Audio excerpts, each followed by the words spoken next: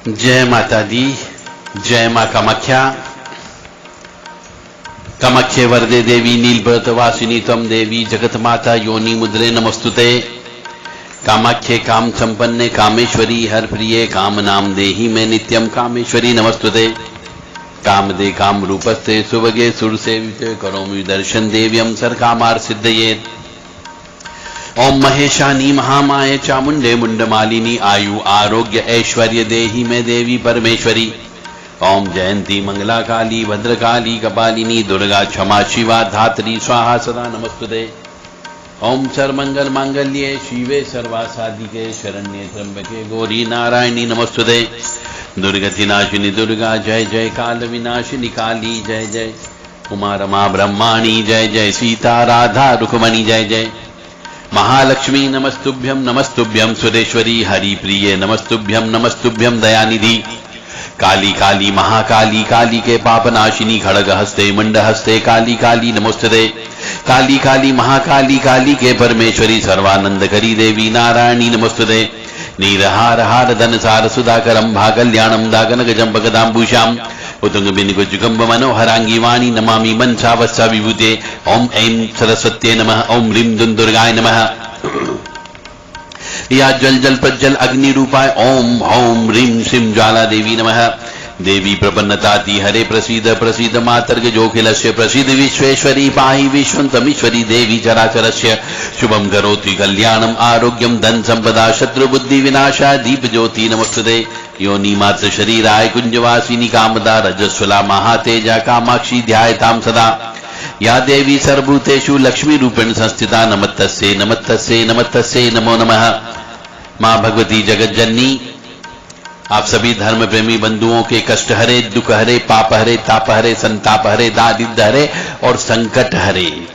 केवल धर्म प्रेमी बंधुओं के। गीता जी में श्री कृष्ण जी कहते हैं, तू करता वह है जो तू चाहता है, पर होता वह है जो मैं चाहता हूं, और तू वह कर जो मैं चाहता हूं, तो फिर देखना वही होगा जो तू चाहता है। यानी कि भगवान श्री कृष्ण जी का कहना है कि मनुष्य को ईश्वर के प्रति समर्पण हो जाना चाहिए, उसे अपनी मर्जी से नहीं चलना चाहिए। हर मनुष्य अपनी मर्जी से चलना चाहता है, परंतु वो चल नहीं पाता है। ईश्वर चाहता है वैसा ही आपको चलना होगा, और यदि आपने ईश्वर के कहे अनुसार चलने लगे तो फिर वही होने लगेगा जो आप चाहते हो, यानी कि समर्पण भाव। यदि आप में समर्पण भाव आ गए तो आपका हर काम आपके हिसाब से होने लगेगा। देव राधा ट्रस्ट की तरफ से सत्यवाणी की प्रस्तुति। आज हम आपको एकादशी क्या है, एकादशी क्यों रखना चाहिए, क्या एकादशी शुक्ल पक्ष की और कृष्ण पक्ष की दोनों रखना जरूरी है, और एकादशी रखने के क्या फायदे हैं, और एकादशी के दिन अन्न ग्रहण क्यों नहीं किया जाता है, और एकादशी के दिन अधिकांशतः सात्विक रूप से क्यों रहा जाता है। ये रहस्यमय ज्ञान आपको देव राधा ट्रस्ट की तरफ से सत्यवाणी चैनल के माध्यम से प्रस्तुत किया जा रहा है। श्री हरि विष्णु के निमित्त एकादशी मनाई जाती है, जो इस सृष्टि के पालनहार हैं। तो उनको पहले थोड़ा सा ध्यान के रूप में भज लें। ओम शांताकारं भुजंग शयनं पद्मनाभं सुरेशं विश्वाधारं गगनसदृशं मेघवर्णं शुभांगमं लक्ष्मीकान्तं कमलनयनं योगिभिः ध्यानगम्यं वन्दे विष्णुं भवभयहरं सर्वलोकैकनाथम्।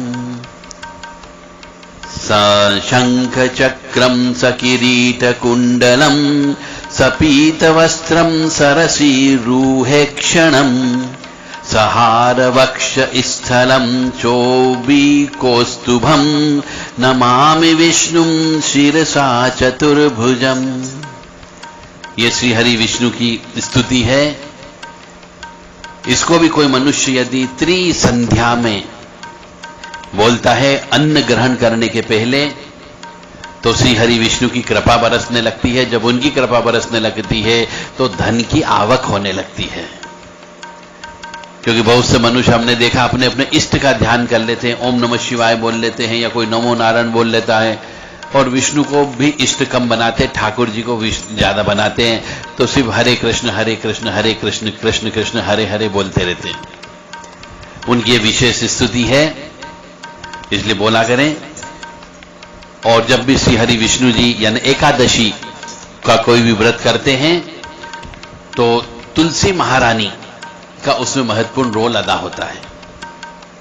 तो नमो नमो तुलसी महारानी, नमो नमो हरि की पटरानी, जाके दरस परस अग्ना से महिमा वेद पुराण बखानी, शाखा पत्र मंजरी कोमल, शाखा पत्र मंजरी कोमल, श्रीपति चरण कमल लपटानी, धन्य आप ऐसो व्रत कीनो, सालीग्राम के शीश चढ़ानी, 56 भोग धरे हरि आगे, तुलसी बिन प्रभु एक न मानी, प्रेम प्रीत करि हरिवंश किने, सावरी सूरत हृदय समानी, भक्ति दान की जो महारानी। जय हो तुलसी माता की। यानी श्री हरि विष्णु जी की या ठाकुर जी की कोई भी पूजा पाठ सेवा करें तो मां तुलसी जी के तुलसी पत्र तुलसी दल के बिना उनकी पूजा स्वीकार नहीं होती है। यानी रहस्यमय ज्ञान में यह है कि जब भी आप श्री हरि विष्णु या ठाकुर जी की पूजा करें तो पहले उनको भोग अवश्य लगाएं, और भोग में लहसुन प्याज वाला कोई भी भोजन नहीं लगाना है उनको, और साथ में बिना तुलसी के वो भोग स्वीकार करते ही नहीं है।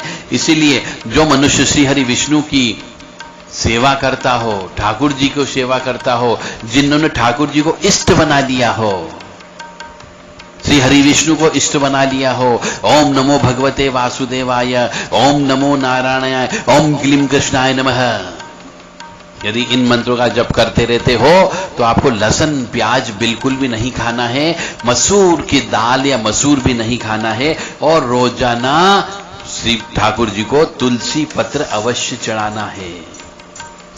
देवी जी का जब भी भोग लगता है तो उसमें तुलसी दल नहीं चढ़ाया जाता है, इस बात का अवश्य ध्यान रखें। गणेश जी की भी यदि कोई पूजा करता है तो गणेश जी का जब भोग लगता है तो उसमें तुलसी पत्र नहीं चढ़ाया जाता है। इसके पीछे भी अलग अलग हमारे मतांतर और कहानियां हैं, समय आने पर वो भी बताई जाएगी कि मां भगवती देवी जी को तुलसी क्यों नहीं चढ़ाते हैं, गणेश जी को तुलसी जी क्यों नहीं चढ़ाते हैं, इस बारे में भी आपको विस्तृत जानकारी दी जाएगी। अब एकादशी व्रत रखने का फायदा, बहुत ही रहस्यमय ज्ञान बता रहा हूं, बहुत ध्यान से सुनिएगा। तो एकादशी व्रत जो रखने के कई फायदे होते हैं। पहला तो ये होता है कि पिछले जन्म के पाप कर्मों का प्रायश्चित हो जाता है। यानी आपको अब वो पिछले जन्म के कई जनों के संचित कर्म के लीजिए, यदि कोई पाप कर्म है जिसकी वजह से कष्ट आते हैं तो यहां पे कष्ट आना कम हो जाएंगे, क्योंकि आप एकादशी का व्रत रख रहे हो। तो पिछले जन्म के पाप कर्मों का प्रायश्चित हो जाता है। कुछ इस जन्म के पाप कर्मों के दोषों से मुक्त हो जाते हैं, यानी प्रायश्चित कर्म हो जाता है उसका भी। इस जन्म के पाप कर्मों का भी प्रायश्चित हो जाएगा, आपने चाहे जाने अनजाने में कर दिया हो, परंतु अब यदि आप श्री हरि विष्णु की सेवा में आ गए हो तो धीरे धीरे पाप कटना प्रारंभ हो जाते हैं, पिछले जन्म के भी और इस जन्म के भी। यदि आप एकादशी रखते हो तो, और एकादशी रखने से पितृ प्रसन्न होते हैं, पितृ दोष नहीं लगता है, और यदि पितृ दोष आपकी जन्म पत्रिका में है तो धीरे धीरे वो पितृ दोष आपके श्राप के बजाय, हाय बद्दुआ के बजाय, कष्ट देने के बजाय आपको आशीर्वाद देने लगेगा। और आपके घर परिवार में यदि कोई आत्मा अतृप्त रह गई है, मरने वाली आत्मा यदि अतृप्त है तो वह तृप्त रहती है एकादशी का व्रत करने से। जहां पर या जिस घर में एकादशी का व्रत रखा जाता हो, चाहे स्त्री रखे या पुरुष रखे, प्रेत आत्माएं, पितृ आत्माएं तृप्त होती है और आशीर्वाद देती है। यानी कि आपको धन धान्य अवश्य प्राप्त होगा ही होगा। श्री हरि विष्णु के साथ साथ माता लक्ष्मी भी प्रसन्न रहती है, यानी घर में सुख शांति धन धान्य सभी उस घर में अवश्य उपस्थित होता है। आजकल एकादशी व्रत करना बहुत से घरों ने, बहुत से मनुष्यों ने छोड़ दिया, क्योंकि जिंदगी इतनी व्यस्त हो गई है कि सवेरे से उठ जाना पड़ता है और रात तक आना पड़ता है। खाली पेट कैसे काम करेंगे, इसलिए एकादशी व्रत करना मनुष्यों ने छोड़ दिया, जिसकी वजह से पितृ नाराज रहने लगे हैं और उन्हें तरह तरह की परेशानियां भी देने लगे हैं। तो मेरा सभी से निवेदन है कि यदि आप पापी मनुष्य हो, यदि आपके जीवन में कभी आपने सुख नहीं देखा हो, तो आप एकादशी का व्रत करना प्रारंभ कर लीजिए। धीरे धीरे पाप कटते जाएंगे और आपको सुख मिलता जाएगा। आप कहें हमने एक एकादशी रख ली, नहीं, अब जब तक जिंदा हो, जब तक आपसे बन पड़े आपको एकादशी का व्रत रखना है, तो धीरे धीरे पाप कटने लगेंगे। एकादशी एक प्रकार की तपस्या है और इस व्रत का नियम पालन करने से जीव आत्माओं को वैकुंठ धाम की प्राप्ति होती है। वैष्णव मत को मानने वाले या वैश्य मनुष्य अधिकतर इस व्रत का नियम पूर्वक पालन करते हैं, जिससे उनके यहाँ हमेशा धन धान्य भरा हुआ रहता है, परिवार एक साथ रहता है, खुशियां रहती है, आनंद रहता है। और जिस दिन व्रत उपवास रखा जाता है उस दिन का भोजन किसी ब्राह्मण को खिलाना चाहिए, या फिर भोजन को किसी ब्राह्मण को मंदिर में जाकर के दान देना चाहिए। एकादशी के दिन क्या करें और क्या नहीं करें, यह भी बहुत बड़ी समस्या है। तो एकादशी के दिन अन्न नहीं खाया जाता। पहला नियम तो यहां पे ध्यान रखना है कि एकादशी के दिन आपको अन्न बिल्कुल भी एक दाना भी नहीं खाना है 24 आवर्स। और एकादशी के एक दिन पहले आपको सहवास नहीं करना है, स्त्री रमण नहीं करना है, और एकादशी के दिन भी स्त्री रमण नहीं करना है, यानी कि ब्रह्मचर्य व्रत का पालन करना है। एकादशी के एक दिन पहले आपको शराब का सेवन नहीं करना है, मांस का सेवन नहीं करना है, मदिरा पान का सेवन नहीं करना है, लहसुन प्याज और मसूर की दाल बिल्कुल भी नहीं खाना है। आपको क्रोध लोभ मोह उस दिन एकादशी के दिन छोड़ना है। उस दिन किसी पे क्रोध नहीं करना है, किसी का काम में लोभ नहीं करना है और किसी का मोह नहीं रखना चाहिए। शास्त्रों में तो एकादशी निर्जला रखने की बात मिलती है। आध्यात्मिक उन्नति के लिए 8 वर्ष से लेकर 80 वर्ष तक के हर किसी को यह व्रत रखना चाहिए, ऐसा शास्त्र कहता है। यानी 8 वर्ष का बालक हो गया, उससे एकादशी रखना प्रारंभ करवा देना चाहिए, ताकि संस्कार उसको यदि बचपन से ही मिलना प्रारंभ हो जाएंगे तो आगे तक उन संस्कारों का पालन करेगा और उसके जीवन में कष्ट नहीं आएगा। यदि आप अपने बच्चों के जीवन में कोई कष्ट नहीं चाहते हो तो उसे एकादशी का व्रत रखने की संस्कार की डालने का प्रयास करें, ये परंपरा चला दें, तो उसके जीवन में कष्ट नहीं आएगा। और जो लोग उपवास नहीं कर सकते, शुगर की बीमारी है, बीपी की बीमारी है, गोली दवाई लेना पड़ती है, तो उन्हें एक दिन में भोजन कर सकते हैं, कोई सा भी भोजन कर लें, परंतु अन्न ग्रहण नहीं करें। और जो भक्ति मार्ग में अध्यात्म मार्ग में चलना चाहता है, सिद्धि लाइन में चलना चाहता है, उसे एकादशी का व्रत अवश्य करना चाहिए। यह भौतिक विचारों से मुक्त करती है, चेतना को शुद्ध करती है, यानी कि आपके जो कुंडलिनी जागरण जिसको आप कहते हो, उसके लिए एकादशी व्रत करना अत्यंत आवश्यक है। अन्यथा आपकी कुंडली जागृत नहीं हो सकती। मन में भौतिक इच्छा रखने वाले लोगों को, मोक्ष की इच्छा रखने वाले लोगों को, अपने उद्देश्य की पूर्ति के लिए प्रत्येक मनुष्य को एकादशी का उपवास रखना चाहिए। 11 इंद्रियां होती है, यानी 5 कर्मेंद्रियां और 5 जनेंद्रियां और एक मन। ये 11 इंद्रियों के द्वारा किए गए सभी पाप एकादशी का व्रत उपवास करने से नष्ट हो जाते हैं। इसलिए एकादशी का व्रत उपवास करना चाहिए। एकादशी के दिन अन्न क्यों नहीं खाते हैं? क्योंकि उस दिन अन्न में पाप पुरुष यानी पाप का मूर्तिमान रूप अन्न में बैठता है। इसका अर्थ है कि संसार भर में जितने भी पाप कर्म पाए जा सकते हैं वे सब इस खाद्य पदार्थ यानी अनाज में निवास करते हैं। इसलिए मनुष्य गण को जो कि जीवात्मा के आधारभूत लाभ के प्रति सजग होते हैं वे कभी भी एकादशी के दिन अन्न ग्रहण नहीं करते हैं। यानी अन्न खाने का मतलब है उस दिन पाप अपने सिर पर चढ़ाना, तो इसलिए अन्न बिल्कुल भी ग्रहण नहीं किया जाता है। पाप पुरुष का मतलब है श्री हरि विष्णु के शरीर से ही उत्पन्न एक शक्ति है जिसको पाप पुरुष कहा जाता है, और वह एकादशी के दिन अन्न में विराजमान होता है। एकादशी के दिन अन्न खाने से पाप चढ़ता है, पाप की वजह से बीमारी आती है और बीमारी से ताप आता है, ताप से कष्ट मिलता है, कष्ट से परेशानी मिलती है और दुख संताप मिलता है। और एकादशी एक देवी है जो श्री हरि विष्णु से उत्पन्न है। एकादशी हर 15-15 दिन के बाद आती है। एकादशी और श्री हरि विष्णु अलग नहीं है। जहां पर एकादशी देवी होती है वहां पर पाप पैर नहीं पसार सकता, यानी जब पाप ही नहीं होगा तो आपको दुख तकलीफ होगी ही नहीं। पुराणों के अनुसार जो मनुष्य एकादशी का व्रत रखता है उसे बहुत सारे फायदे होते हैं। एक तो पहली बात है कि वह संकट में नहीं गिरता है, जिंदगी में उसे संकट नहीं आते हैं, धन और समृद्धि बनी रहती है, वह शांति प्राप्त होती है, निरोगी रहता है, उसे सौभाग्य प्राप्त होता है, राक्षस भूत पिशाच योनि से छुटकारा मिल जाता है, पापों का नाश हो जाता है, मोक्ष मिल जाता है। यदि कोई सिद्धि करने वाला है तो उसे सिद्धियां प्राप्त होती है, संकट से मुक्त हो जाता है, शत्रुओं का नाश हो जाता है,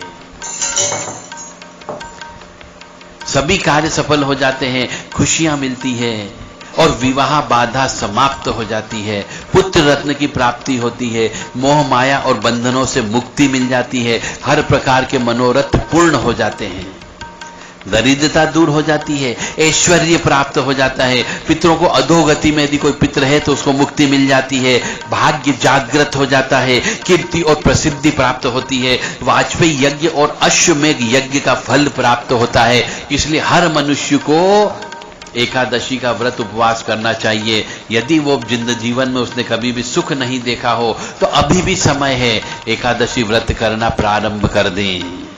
जो नियम बताए उन नियमों का पालन करें कि विशेष तौर से कि अन्न बिल्कुल भी ग्रहण नहीं करना है। उस दिन कोशिश की जाए मौन व्रत रखना है, आपको ज्यादा से ज्यादा किसी से बातचीत नहीं करना है, क्रोध नहीं करना है, और एक दिन पहले से ही आपको शरीर को शुद्ध रखना है। अब एकादशी के नाम भी हैं। 24 बार एकादशी आती है, हर 15-15 दिन में एकादशी आती है। तो चैत्र के महीने में जो एकादशी आती है उसे कामदा एकादशी बोलते हैं और पाप मोचिनी एकादशी बोला जाता है। और वैशाख मास में जो एकादशी आती है उसे वरुथिनी एकादशी बोलते हैं, और दूसरी एकादशी जो आती है उसे मोहिनी एकादशी बोला जाता है। ज्येष्ठ नक्षत्र है, ज्येष्ठा माह होता है, उसके अंदर अपरा एकादशी आती है और निर्जला एकादशी आती है। आषाढ़ मास में जो एकादशी आती है उसको एक को योगिनी एकादशी बोलते हैं और दूसरी को देवशयनी एकादशी बोला जाता है। श्रावण मास में जो एकादशी आती है उसे कामिनी एकादशी और पुत्रदा एकादशी कहते हैं। भाद्रपद मास में जो एकादशी आती है एक को अजा एकादशी और दूसरी को परिवर्तिनी एकादशी कहा जाता है। अश्विन के मास में जो एकादशी आती है, पहली एकादशी आएगी उसे इंद्रा एकादशी कहते हैं और दूसरी एकादशी को पापांकुश एकादशी कहते हैं। कार्तिक मास में रमा एकादशी और प्रबोधिनी एकादशी, ये 2 एकादशी आती है। मार्गशीर्ष मास यानी कि अगहन मास में उत्पन्ना एकादशी और मोक्षदा एकादशी आती है। पौष के महीने में सफला एकादशी और पुत्रदा एकादशी आती है। माघ के महीने में षटतिला एकादशी आती है और जया एकादशी आती है। फाल्गुन मास में विजया एकादशी और अमल की एकादशी आती है। और अधिक मास यदि पड़ जाता है तो उसमें जो एकादशी आती है उसे पद्मिनी यानी कमला की एकादशी कहते हैं और परमा एकादशी कहा जाता है। इस प्रकार 24 एकादशी तो 12 महीने की हो गई और अधिक मास यदि पड़ जाए तो 2 एकादशी और आती है। इस प्रकार से 26 एकादशी व्रत करना पड़ते हैं। और जितनी भी एकादशी है उन सबकी अलग अलग कथाएं हैं और अलग अलग फल प्राप्त होता है। इस प्रकार से 24 फल की प्राप्ति आपको इस एकादशी का व्रत करने से प्राप्त होते हैं। एकादशी को 11 भी कहते हैं कुछ लोग। इस तिथि के स्वामी विश्व देवता हैं और इसका दूसरा नाम नंदा भी है। एकादशी यदि सोमवार को पड़ती हो तो क्रकच योग बनता है, जिसको हम दूसरे शब्दों में दग्ध योग का निर्माण भी होता है। शुभ कार्य जब करते हैं तो क्रकच योग और दग्ध योग में कोई भी शुभ कार्य नहीं किया जाता है। चाहे एकादशी हो, शुभ कार्य करने के लिए इन तिथियों को छोड़ दिया जाता है। रविवार एवं मंगलवार की एकादशी जो पड़ती है उसे मृत्युदा एकादशी कहलाती है और शुक्रवार को पड़ने वाली एकादशी सिद्धिदा एकादशी कहलाती है और यह अग्नि दिशा का प्रतिनिधित्व करती है। एकादश्याम यथो दृष्टा विश्वदेवः प्रपूजितः प्रजां पशुं धनं प्रयच्छति महिं तथा, यानी कि एकादशी को विश्व देवा की पूजा करने से धन, धान्य, संतति, वाहन, पशु तथा आवास आदि सभी प्राप्त होता है। सबसे उत्तम एकादशी जो है इन 26 एकादशी में निर्जला एकादशी होती है। एकादशी के दिन लकड़ी से दातुन नहीं करना चाहिए। इस दिन कोई भी वृक्ष का पत्ता नहीं तोड़ना चाहिए। गीता का पाठ करना चाहिए और ब्राह्मण से गीता का पाठ सुनना भी चाहिए। ब्राह्मण के मुख से ही सुनना चाहिए और संकल्प लेना चाहिए कि आज एकादशी के दिन मैं चोरी नहीं करूंगा, पाखंडी से बात नहीं करूंगा, दुराचारी मनुष्यों से नहीं मिलूंगा और नहीं किसी का दिल दुखाऊंगा और रात्रि में भजन कीर्तन करूंगा। ओम नमो भगवते वासुदेवाय का मंत्र एकादशी के दिन पूरे दिन भर जपते रहना चाहिए। विष्णु सहस्त्र नाम का पाठ भी स्वयं करना चाहिए। यदि कोई नियम में गलती हो जाए और आपको पता लग जाए कि मैंने नियम तोड़ दिया है, गलती से टूट गया है, तो तुरंत सूर्य नारायण भगवान के दर्शन कर माफी मांगे और धूप दीप लगा करके क्षमा मांग लें। एकादशी के दिन घर में झाड़ू नहीं लगाना चाहिए क्योंकि इससे जीव मरने की संभावना होती है। चींटियां, कीड़े, कांटे मरने की संभावना होती है, इसलिए उस दिन एकादशी के दिन झाड़ू नहीं लगाना चाहिए और एकादशी के दिन बाल नहीं कटाना चाहिए। एकादशी के दिन मौन व्रत रखे तो बहुत ही अच्छा होगा। एकादशी के दिन गाजर नहीं खाना है, शलजम नहीं खाना है, गोभी पालक भी नहीं खाना है, इनका सेवन नहीं करना चाहिए। फलों का सेवन आप कर सकते हो और प्रत्येक वस्तु को भोग लगा करके तुलसी दल रख करके ही आपको ग्रहण करना है। और एकादशी के दिन ब्राह्मणों को मिठाई या मिष्ठान अवश्य खिलाना चाहिए। पापों का नाश करने के लिए एकादशी से बढ़ के कोई भी व्रत उपवास नहीं है।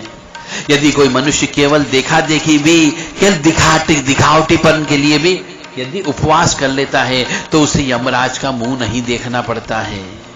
हमारे सनातन धर्म में इतने ज्यादा प्रतिबंध है कि मनुष्य सामान्य जीवन नहीं जी सकता। उसे अपनी हर इच्छा को मारना पड़ता है। भोजन से लेकर के पहनने तक और शारीरिक आवश्यकताओं को त्याग करना होता है।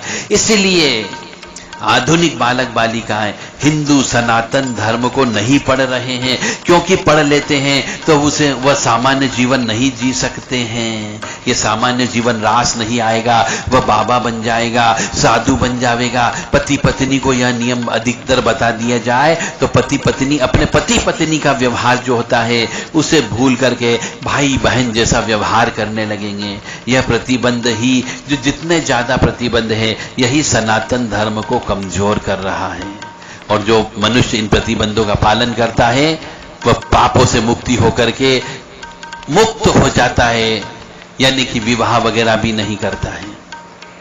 जो मनुष्य श्रीमद् गीता भागवत का अर्थ सहित कई बार यदि पढ़ ले और अर्थ को यदि जीवन में उतार ले तो शायद वो अपने जीवन में कभी विवाह नहीं करेगा, बच्चे पैदा नहीं करेगा। मां भगवती जगत जननी और श्री हरि विष्णु से हमारी प्रार्थना है कि आपको सुखी रखे, स्वस्थ रखे और प्रसन्न रखे। आपके कष्ट हरे, दुख हरे, पाप हरे, ताप हरे, संताप हरे, दारिद्र हरे और संकट हरे। ओम नमो भगवते वासुदेवाय, ओम क्लीं कृष्णाय नमः, ओम नमो नारायणाय, ओम लक्ष्मी नारायणाभ्यो नमः।